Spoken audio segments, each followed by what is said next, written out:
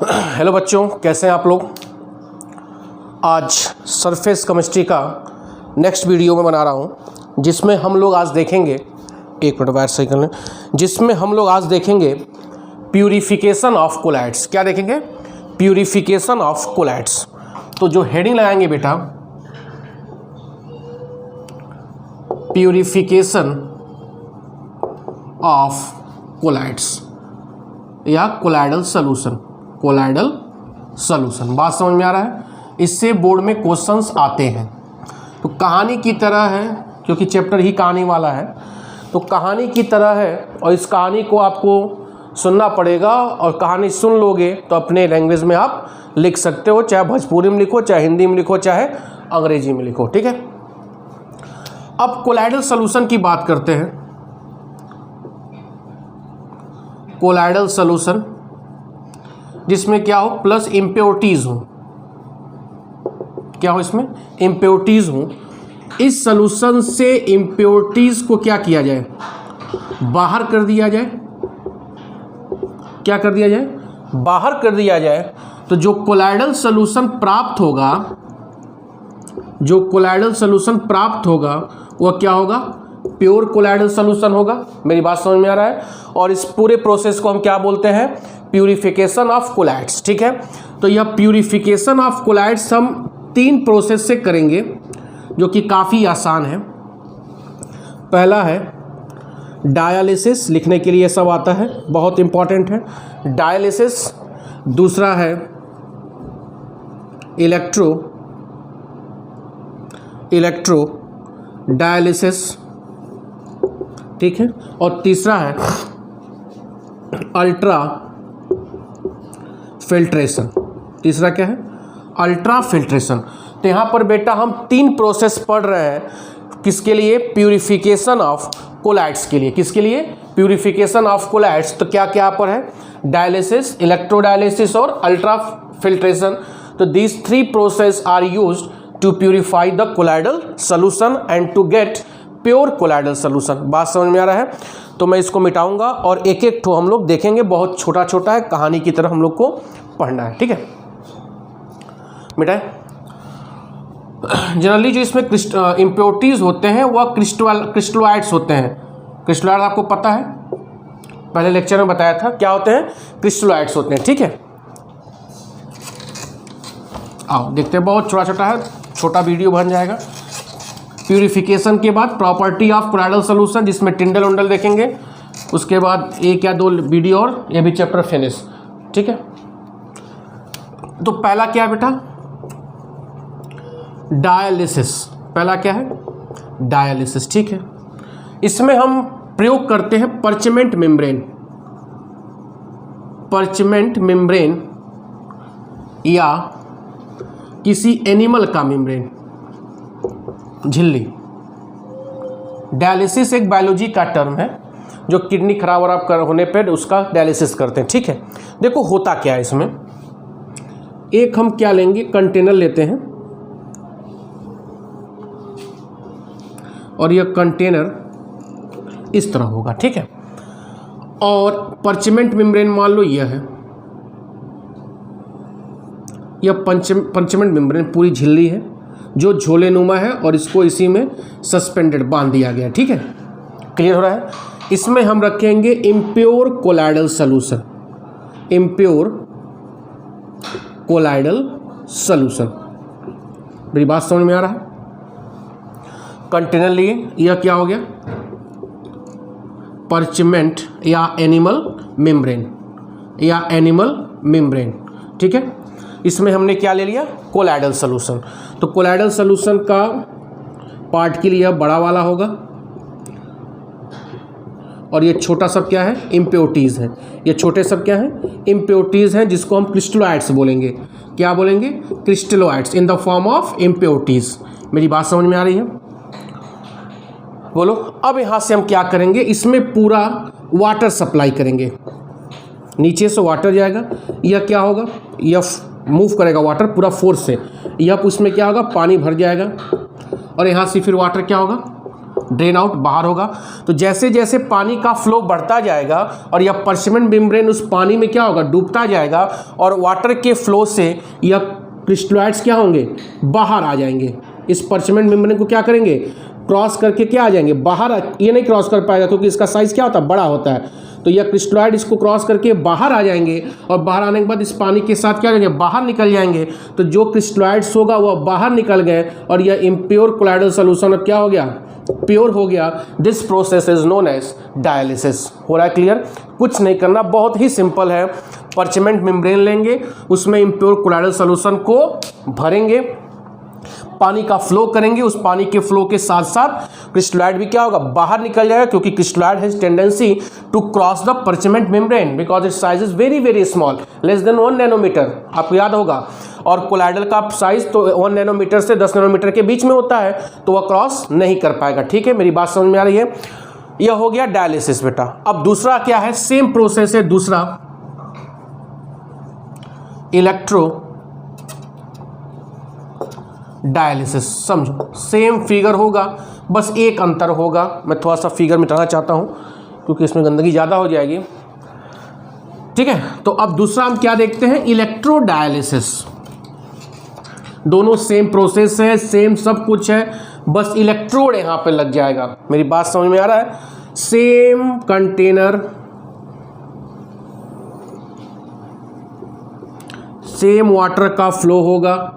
यह parchment membrane इसी तरह इसमें बांध देंगे, जिसमें हम क्या ले लेंगे, impure colloidal solution. Impure colloidal solution, हाँ, यहाँ पर हम लगा देंगे इलेक्ट्रोड, 2 प्लेट लगा देंगे। एक क्या होगा, पॉजिटिव टर्मिनल से होगा तो कैथोड होगा, और नेगेटिव टर्मिनल से होगा तो एनोड होगा। H2O का फ्लो इसी तरह होगा। ठीक है, अब क्या होगा, सब प्रोसेस वही होगा। अब क्रिस्टलॉइड पर भी मैं आगे बताऊंगा कि कोलाइडल सोल्यूशन पे चार्ज पार्टिकल डेवलप कैसे होता है। तो चार्ज पार्टिकल क्रिस्टलॉइड्स पे भी होगा, तो वह क्या होगा, तेजी से क्रॉस करके अपने तेजी से पर्चमेंट मेम्ब्रेन को क्रॉस करके अपने अपोजिट इलेक्ट्रोड से जाकर क्या हो जाएंगे, जल्दी जल्दी चिपक जाएंगे, और यह कोलाइडल सोल्यूशन क्या हो जाएगा, प्योर हो जाएगा। तो मतलब डायलिसिस और electrodialysis both are same, but in electrodialysis electrodes are used. ठीक है, तो यह 2 प्रोसेस हो गया, बहुत ही सिंपल था। कभी कभी 2 नंबर में आता है, आप इसको बना के लिख सकते हो अपने लैंग्वेज में विथ फिगर। ठीक है, अब आओ तीसरा देखते हैं, अल्ट्रा फिल्ट्रेशन। बहुत इंपॉर्टेंट है अल्ट्रा फिल्ट्रेशन।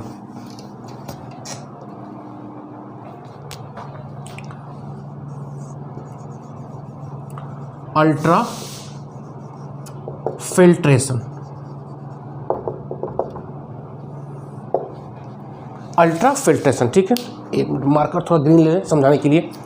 इसमें क्या होगा बेटा, अल्ट्रा फिल्ट्रेशन में क्या होगा, इसमें हम यूज करते हैं ordinary filter paper.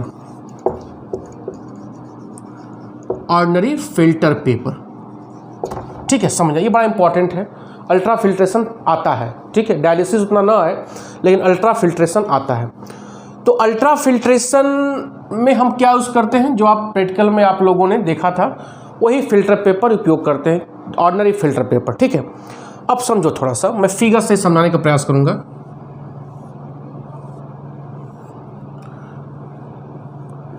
Colloidal solution है और यह कोलाइडल सोल्यूशन के पार्टिकल्स हैं। ठीक है, ध्यान दीजिएगा।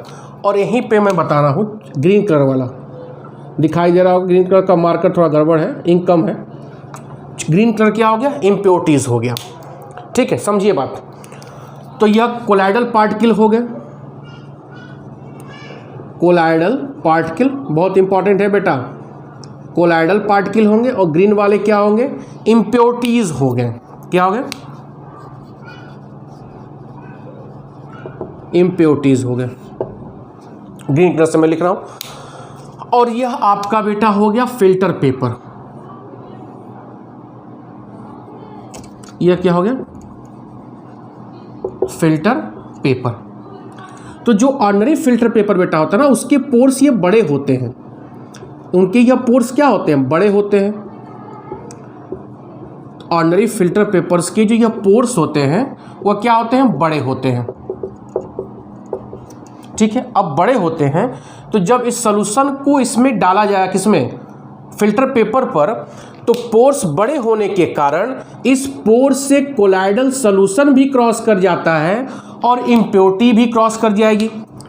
और क्या होगा, इम्प्योरिटीज भी क्रॉस कर जाएंगी। मेरी बात समझिएगा, फिल्टर पेपर के पोर्स क्या होते हैं, बड़े होते हैं। तो बड़े पोर्स छिद्र बड़े होने के कारण कोलाइडल पार्टिकल और इम्प्योरिटीज दोनों क्रॉस कर जाएंगी। तो हम कैसे छान पाएंगे गंदगी को, कैसे अलग कर पाएंगे प्योरिटी को, तो दिक्कत हो जाएगा। अब करना क्या है, अब इस फिल्टर पेपर को हम ट्रीट करेंगे, डुबो देंगे, किसमें, जिलेटिन में। किसमें डुबोएंगे, जिलेटिन क्या होता है, 4% कंपटीशन पूछ सकता है, cellulose plus alcohol plus ether. 4% nitrocellulose plus alcohol plus ether को कलेक्टिवली हम क्या बोलते हैं, जिलेटिन। क्या बोलते हैं, जिलेटिन। तो फिल्टर पेपर को जिलेटिन में डुबोएंगे तो डुबोने से क्या होगा, जो इसके पोर्स होंगे, पोर्स रिड्यूस हो जाएगा। पोर्स क्या होगा, रिड्यूस हो जाएगा। रिड्यूस होने का मतलब क्या हो जाएंगे, छोटे छोटे पोर्स हो जाएंगे। फिगर समझा रहा हूं, पोर्स क्या हो जाएंगे, बहुत छोटे छोटे पोर्स हो जाएंगे। उनके पोर्स क्या हो जाएंगे, छोटे हो जाएंगे। जिलेटिन क्या करेगा, छिद्र में आकर इकट्ठा हो जाएगा और छोटे छोटे पोर्स, बड़ा छिद्र वहीं जाके बैठ जाएगा और छिद्र क्या हो जाएगा, पोर्स छोटे हो जाएंगे। ठीक है, अब जब छोटे पोर्स हो गए तो फिल्टर पेपर के बड़े पोर्स को जिलेटिन में डुबोकर उसके पोर्स, उसके छिद्र को छोटा करना, this process is known as ultrafiltration. क्या बोलते हैं इसको, this process is known as ultrafiltration. Clear हो रहा है बेटा, इसको क्या बोलेंगे, अल्ट्राफिल्ट्रेशन। अब देखो यहां तक कोई दिक्कत। अब आप प्रोसीजर कैसे करते हैं समझा दें उसको भी, ये सब एकदम याद होना चाहिए।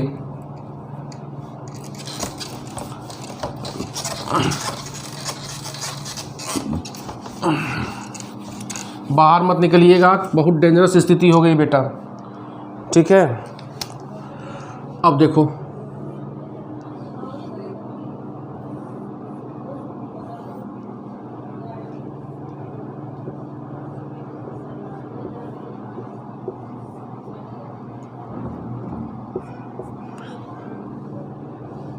यह वायर है,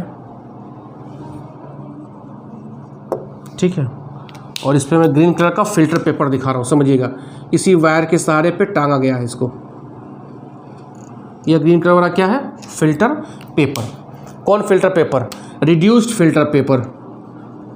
रिड्यूस्ड फिल्टर पेपर जिसको हमने भी बनाया है, उसके छिद्र को पतला किया है, रिड्यूस्ड फिल्टर पेपर। यहाँ से हम क्या डालेंगे, इम्प्योर कोलाइडल सॉल्यूशन। क्या डालेंगे, impure colloidal solution. Black colour वाले पार्टिकल क्या है, कोलाइडल पार्टिकल है, समझिएगा। ठीक है, और ग्रीन कलर वाले जो छिद्र दिखा रहा हूं डॉट, ये सब क्या है, इम्प्योरिटीज है। और यहां से हम गैस अप्लाई करेंगे, प्रेशर, गैस अप्लाई।